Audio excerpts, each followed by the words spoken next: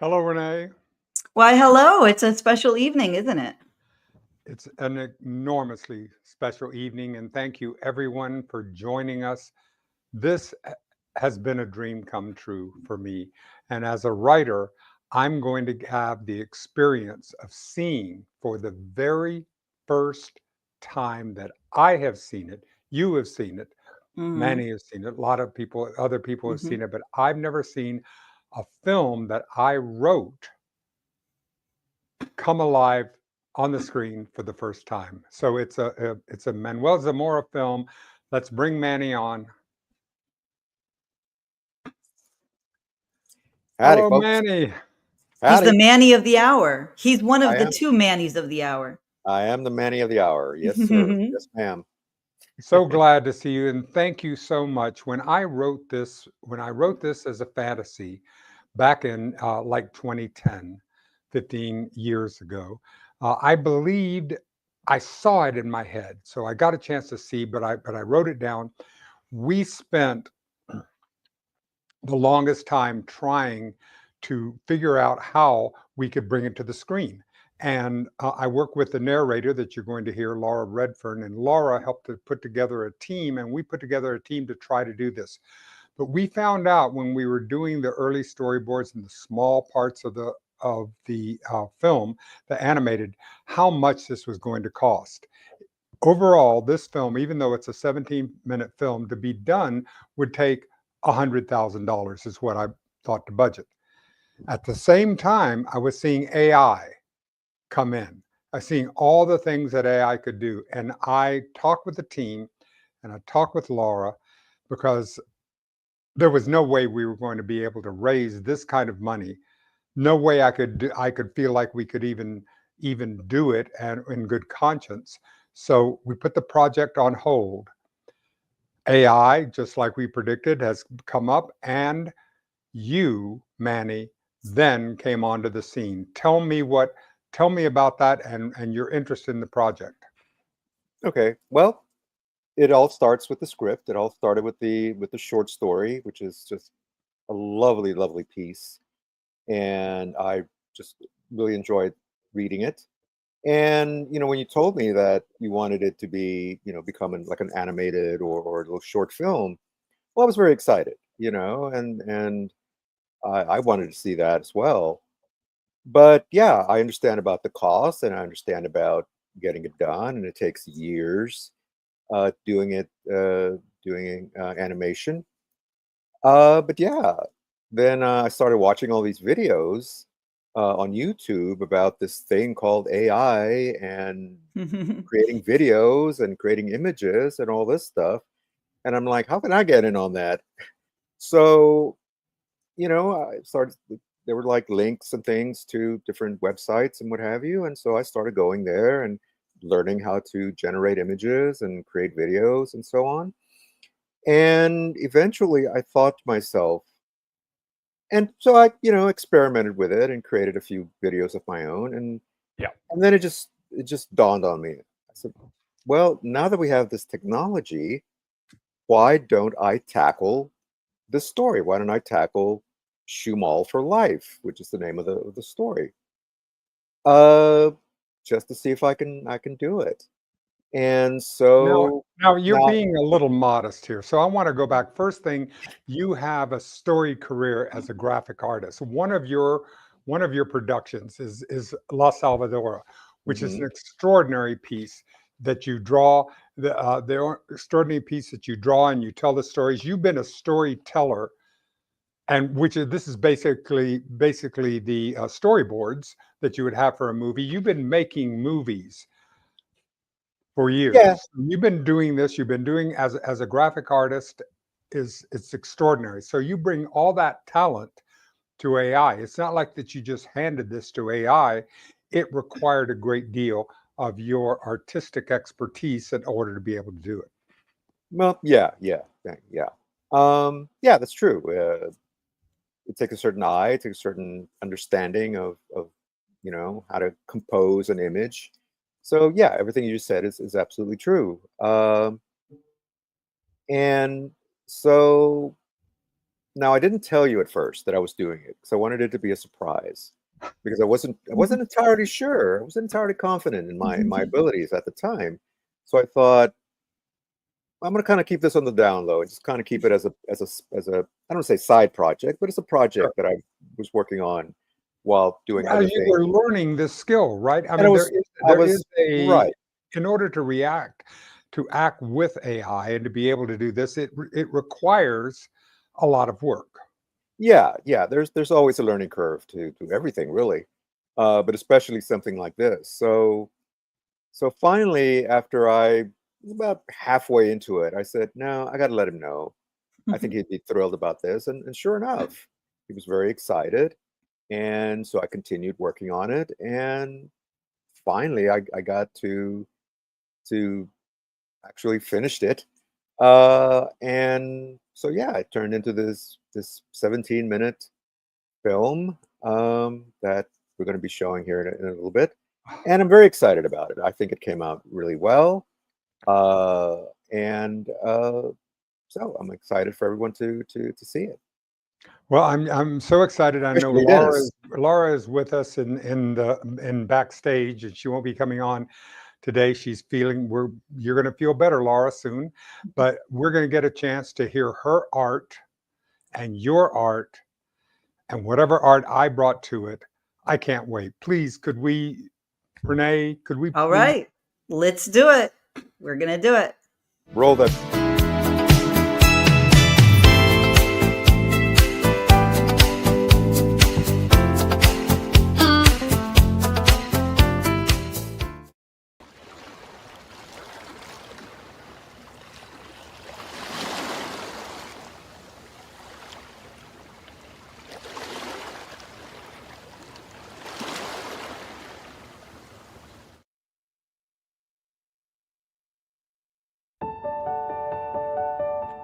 The Shoe Mall for Life by Dennis Tardan.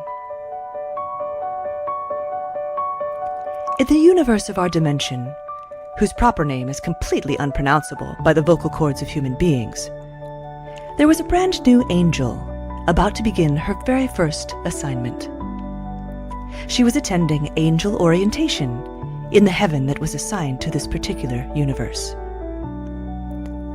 This new angel had been posted to the third planet in a rather nondescript solar system, located about 2/3 of the way out from the center of one of the billions upon billions of galaxies in this universe. Time and distance are, of course, no challenges for angels.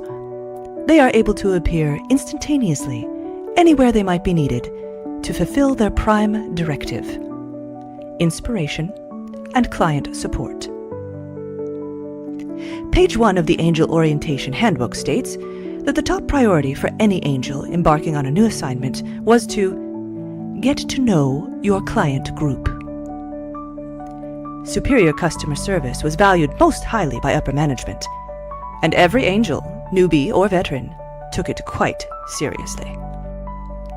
The little angel's assignment was to support beings who called themselves humans, on a planet these beings had named Earth. She knew from the handbook that her assignment would be of an invisible nature, with optional human form available should it become absolutely necessary for completion of her mission. Her mentor, an angel with numerous tours of duty on this particular planet, came by to offer her charge some advice. "These humans are quite an interesting lot," the elder angel said. "In order to gain some insight about them, I found context to be extremely helpful. I recommend you study their religions, which is how they relate to a power that is greater than they are. Doing so will give you perspective about these fascinating beings." "Wonderful," said the little angel, grateful to have clear direction. "How do I begin?"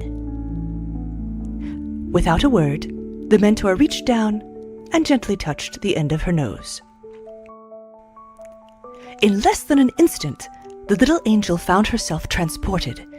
She was standing in front of an enormous building which covered a great expanse. There was a bright neon sign over the entrance which read, "Shoe Mall for life. Everyone welcome." Her curiosity was completely piqued, and she joined the throng of humans who were entering the building. Once inside, she saw an expansive atrium, teeming with humans going in and out of stores on each side of the mall. For as far as she could see, there were shoe stores of every size and description.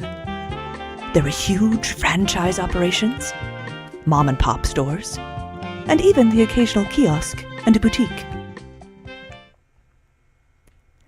One of the first stores she came to was named the Judaism Shoe Store. She saw that shoes here came in 3 basic varieties, from rough-hewn to ultra-modern. All the shoes were built very sturdy, and all had a lovely blue flag with gold 6-pointed star logo on their sides.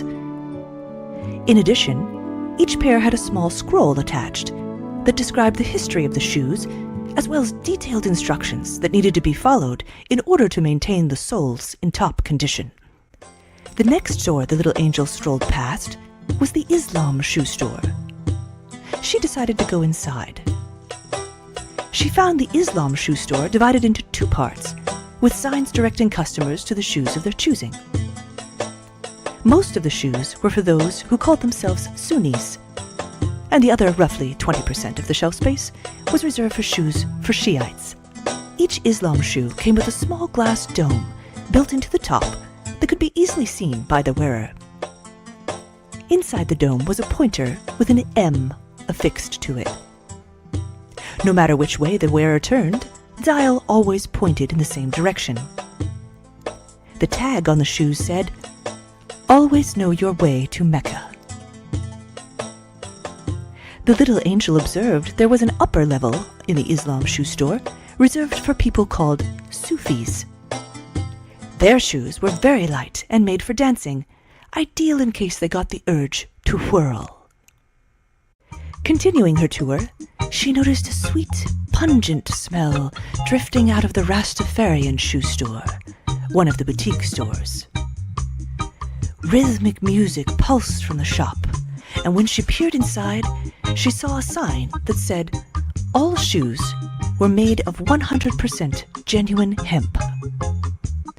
Stylish 5-pointed leaves were stitched onto their high tops. Next door was the Buddhism shoe store. The decor was austere, with very little furniture or noisy advertising. There was muted lighting and a peaceful, cascading fountain. She saw that the people who were getting their shoes here prized functionality. They were looking for solid models that would help them maintain their balance. The next establishment that attracted her attention was a huge store, and the sign over the entrance said it was the Hinduism shoe store. All the advertising in this store extolled the durability and longevity of their shoes. Every shoe in the Hindu store came with a quick-release mechanism that would allow the wearer to easily put on brand new uppers while keeping the soles they brought with them. It was a very ingenious system. On the other side of the mall, across from the Hinduism shoe store, was a store that was named the Christianity shoe store. It was a vast establishment with a great stream of people going in and out. Inside this store, the little angel saw more varieties of shoes than she'd seen in any of the other stores. She was fascinated. As she wandered about, she noticed some people liked their shoes extremely tight, with very little wiggle room. Others craved big, roomy shoes that were built for comfort and allowed them to stretch their toes and to slip in and out of easily. Some people liked their shoes with laces very straight, while others were most interested in their soles being flame retardant. A great many liked having a big bright J logo emblazoned on the ankle of their shoes, while others preferred a more discreet logo that was woven subtly into their fabric. The little angel was fascinated to see that people in the Christianity store seemed to love shopping. They would try on this shoe and then that shoe, and keep trying on other shoes until they found the perfect fit.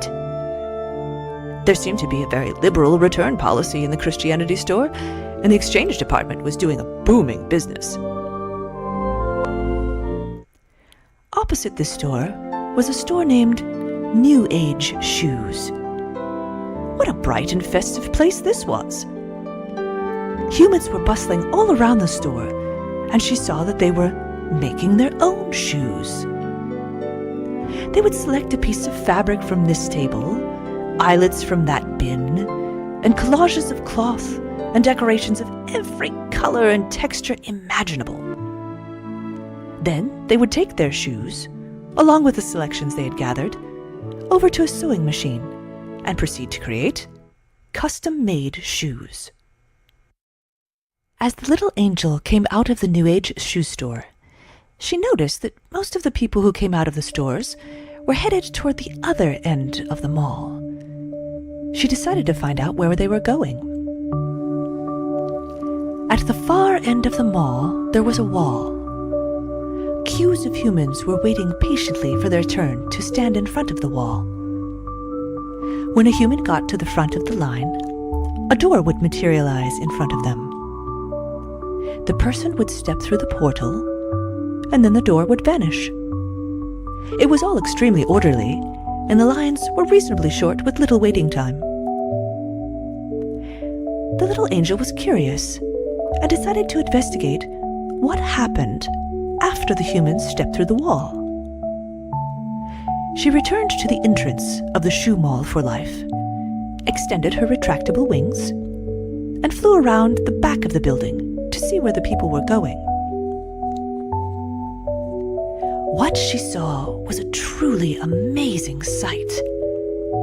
Here was a huge open-air area filled with winding paths of every description. Some of the paths were extremely long indeed, while others were very, very short. Some paths were gently sloped and tree-lined, leading by beautiful still waters, while other paths were quite steep and strewn with rocks and other challenging hindrances. Most paths were a combination of easy walking for great distances and great obstacles, where it took much hard scrabbling for the humans to make it just a few feet along their way. She observed that no two paths were alike, and there seemed to be a rule that there was only one person to a path. She noted that many paths ran close together for long stretches. Others intersected with adjacent paths many times along the way. Everyone who wanted to could reach out and get a handhold from humans who were walking on nearby paths. A great many humans offered a hand to others, and it seemed to bring them pleasure as they traversed their journeys. All through the paths, she saw numerous traveling peddlers who had carts filled with shoes in an excellent variety of sizes. Some of the peddlers appeared just to be making their way along their own particular path, and would, almost casually, interact with a fellow traveler who would inquire about a new pair of shoes. If these humans felt their shoes weren't suited to their path, didn't fit as well as they had hoped, or were worn thin, they would try on a new pair, accept or reject the new shoes, and then resume their journey. Other peddlers had dazzling neon signs on their carts with loud, fancy sound systems that announced the extraordinary, amazing, ultra-functional, life-enhancing, and très fashionable qualities of their shoes. These peddlers always seemed to attract large crowds, some of who were barefoot, others well-shod, who would clamor to try on the new shoes. The little angel observed that these peddlers were quite popular and did a very brisk business. Speaking of barefoot, the little angel did notice a number of people who weren't wearing any shoes. Some of these humans appeared to be totally comfortable that way, irrespective of the sharp rocks along their paths. Apparently, they felt their souls were tough enough to withstand any obstacles they might encounter. Others, who were also barefoot, appeared to struggle mightily as they encountered rocks and other prickly objects that were strewn along their paths. These folks would approach the wandering shoe peddlers and keep trying on pairs of shoes until they finally found a pair that suited them. The little angel found it fascinating that some of the people who were walking the smoothest and most pastoral of paths didn't seem to be happy. It was obvious that they were not enjoying their journeys, and she noted that these people wore shoes of every brand and description. And even more interesting were other humans whose paths looked extremely arduous and challenging, with many detours, dead ends, switchbacks. Yet a number of these people seemed quite peaceful as they traversed their paths. She observed two primary activities of the humans as they made their way along the paths. Some humans would stoop down, pick up a rock, and put it in their pocket, purse, or pack. Other humans would stop for a moment and collect flowers, some merely stopping to admire their beauty or take in their aroma. Every time someone picked up a rock, their load would become significantly heavier. And yet, many of these people continued to pick up rock after rock until they could barely struggle under the weight. The exact opposite happened when they gathered flowers, which came in seemingly endless varieties. Every time a human stopped to admire a flower or to pick one, their load was lightened, and they seemed to get a spring in their step and an ease in their gait. There were long paths, short paths, and paths of every length and every description. At the end of each path was a beautiful mist that the humans would enter. Some humans were very peaceful about doing so. Others looked quite afraid to pass through and dug in their heels. It didn't seem to make any difference what kind of shoes they'd been wearing or if they were barefoot. All humans who got to the ends of their paths finally stepped into the lovely haze. The scene at the shoe mall for life dissolved before her very eyes, and the little angel found herself back with her mentor, who was wearing a knowing smile. The little angel felt she understood something very important about her new clients. She vowed to be that tiny breath of inspiration, that whisper of intuition, that nudge of willingness that would help her clients seek a religion, should they desire one, that would suit them perfectly, so they could have the best experience that their precious lives could offer. This is going to be a wonderful assignment, she thought. And then she rolled up her pretty pink sleeves and got to work.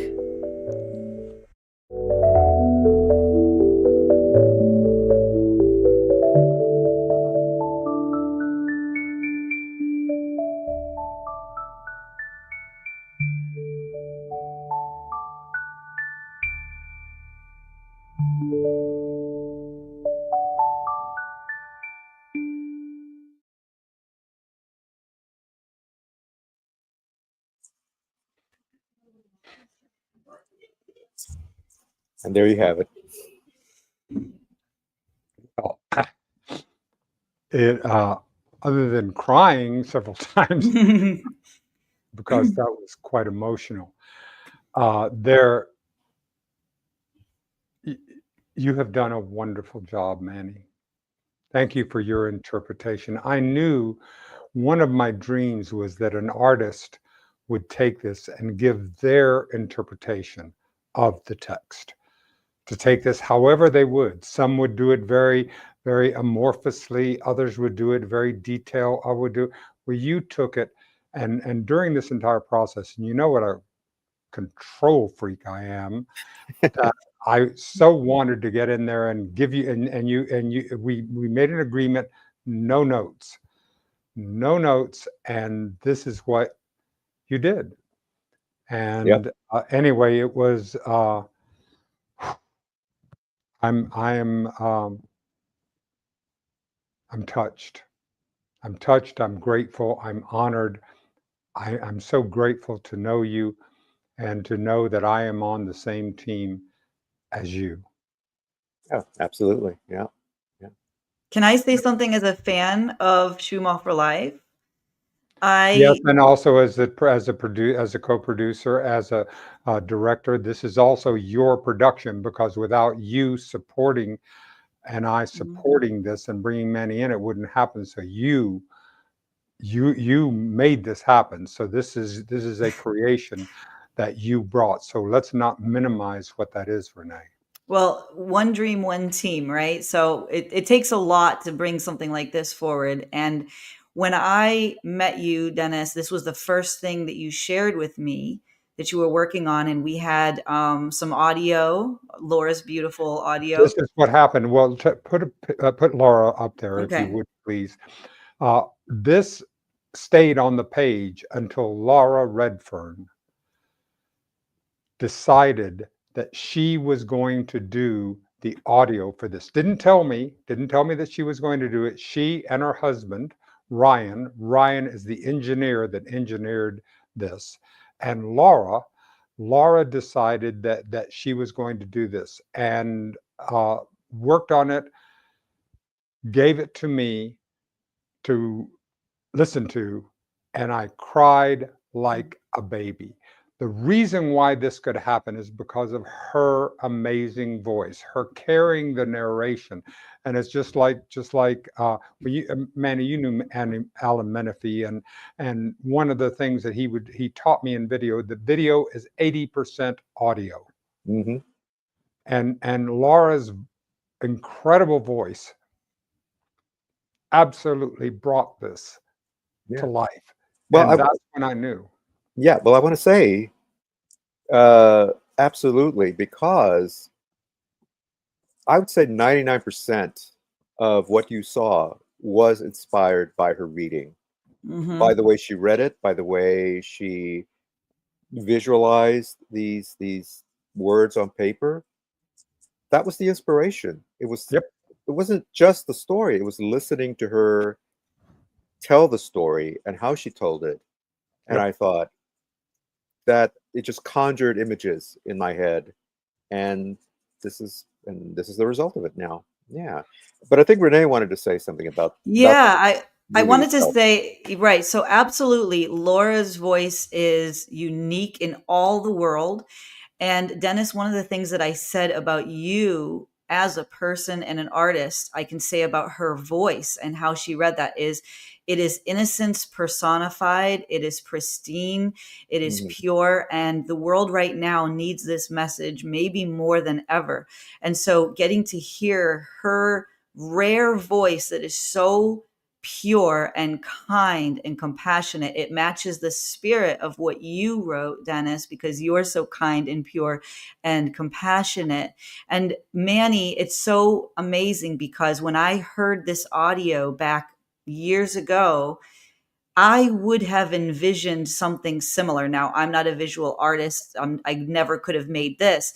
But when I saw what you did, and I just saw it yesterday for the very first time, and noticing it again, it is in the exact same spirit of how I thought of it too. So we're all on the same page here. And I do think we're having a shared dream. And I'm so excited to see what other people are going to take away from it, because when I watched it with the visuals, this changed profoundly how I viewed inclusivity, how I view peace in the world and diversity.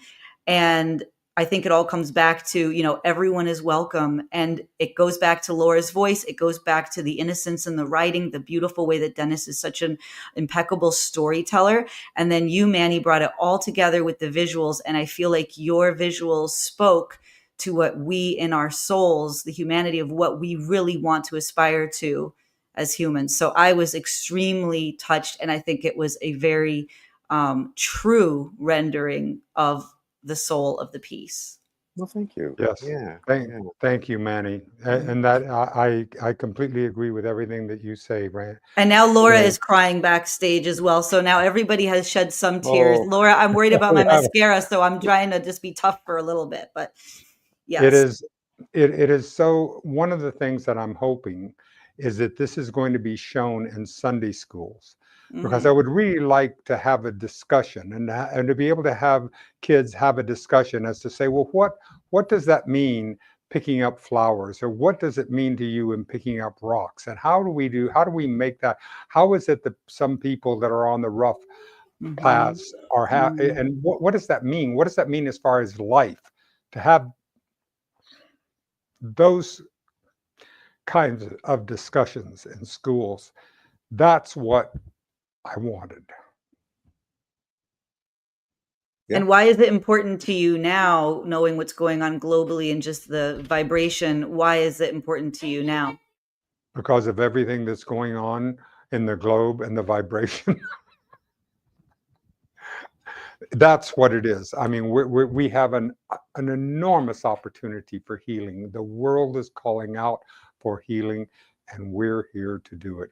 I'm so happy. I'm so happy that all of you, Manny, thank you, my dear one. Thank you so much for the work that you did, and for my absolute undying camaraderie and brotherhood, that we will be together as long as I'm on the planet. Same for you, And Renee. beyond the planet, because we And just beyond the watched a planet, right? film. As So we this, all, you're hey, not getting out of this. You're not getting out of it. planes are just that. We will see. We're keeping Manny indefinitely. Absolutely. Yeah. My exit song, right? What? We'll meet again. Don't know where. Don't know Don't know when. when. Oh, Yeah. wow. Yeah. I can't do that without choking up. It's just, That was it's so magical. much. Yeah. Yeah. Anyway, thank you. Thank you Mine very is much. mine is Highway to Hell. So yeah. All right. Good enough. That could be the soundtrack of Shumal, the part I'll 2. see you then. All right. Thank you, Renee. Thank you, Manny, Laura in backstage. Thank you, everybody who made this possible. And thank you for coming to the R&D Cafe. And we will see everybody very soon.